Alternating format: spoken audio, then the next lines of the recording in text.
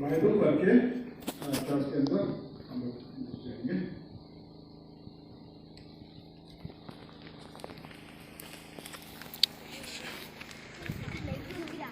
इस ओल्ड झुकी गिरजाघर को प्रभु को महिमा के लिए, प्रभु यीशु मसीह को महिमा के लिए पिता, पुत्र और पवित्र आत्मा के नाम से मैं बोलता हूँ। अभी बताएंगे।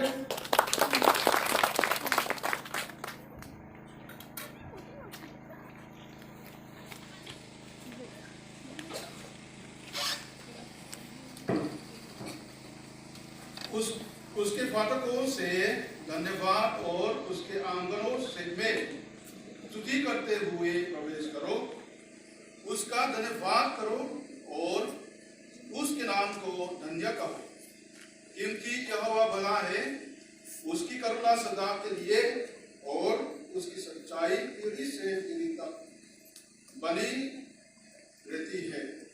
आमीन। परमेश्वर के अपना वचन हम सब के लिए आशीष करे। आमीन। आइए अंदर में घुस जाएंगे।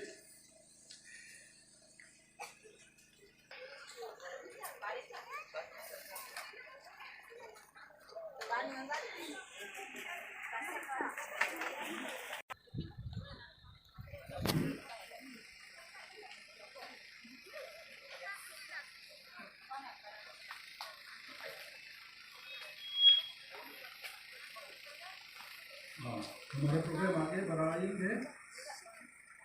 परमेश्वर के महिमा के लिए एक गीत